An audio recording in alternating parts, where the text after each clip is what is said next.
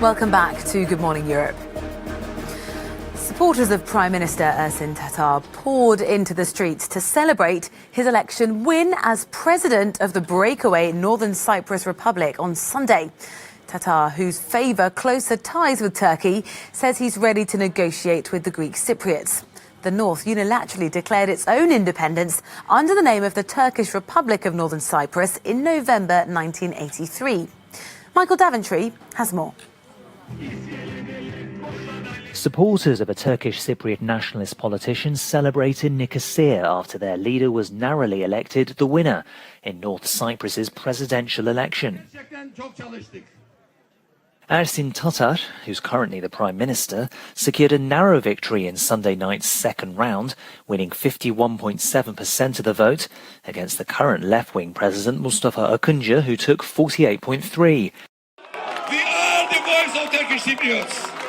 We deserve independence. We are fighters.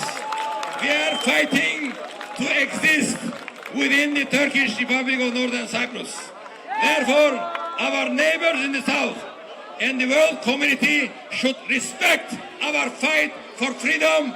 But the world community says that it's the Greek-run Republic of Cyprus that's the only legal government on this divided island. North Cyprus is not diplomatically recognised by any country other than Turkey. Tatar's defeated rival Mustafa Akıncı had said, if he was re-elected, that he would try to restart peace negotiations with the Greeks. He conceded defeat on Sunday, but suggested outside forces had contributed to his loss. That may have been a reference to Turkish President Recep Tayyip Erdogan, who met Tatar in the middle of the election campaign to announce the opening of an abandoned, mostly Greek town in Cyprus. Some of Tatar's opponents said that contributed to his victory on Sunday. Well, Michael joins us now so we can find out more. He's in London. Michael, morning to you. You just laid out sort of the complexities of this election win in your report there, but what does it mean about any hopes of reuniting Cyprus? Well, good morning, Rosie. I'd say that what it actually means is that there's a lot less likelihood of a solution coming across in Cyprus. Tatar didn't say that he wouldn't ever negotiate with the Greek Cypriots about the possibility of reuniting Cyprus, but his campaign was built very much along the idea of closer ties with mainland Turkey. And a lot of this taps into the frustration that a lot of Turkish Cypriots are feeling. The Cyprus problem is a massively convoluted issue, and we don't have time to go into the whole complexities of it. But there is one date that's particularly important, and that's the 24th of April 2004, which was when there was a referendum on Cyprus, sponsored by the United Nations, aimed at reuniting the island. The Turkish Cypriots voted yes. The Greek Cypriots voted no. A week later, the Greek Cypriots were able to join the European Union, but the Turkish Cypriots say, well, we're still in the same position we were back then. We weren't rewarded in any way for voting yes for unity back then, which is why some Turkish Cypriots say it's time for closer ties with the mainland. Some are claiming that interference from Ankara helped to deliver the outcome this time around. How credible actually is that, Michael?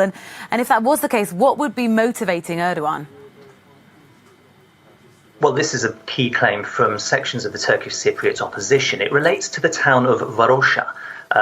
It's an abandoned town. It's been abandoned for about half a century, really, ever since the events of 1974, when the Turkish army invaded Cyprus in response to a Greek-backed coup on the island. Ever since then, the town has been abandoned, but in Turkish hands. And during the election campaign, Tatar appeared alongside President Erdogan to announce its reopening. It was a very careful reopening. They only said that they were opening the beaches and the streets, and there was no question about the property, a lot of which is Greek Cypriot owned.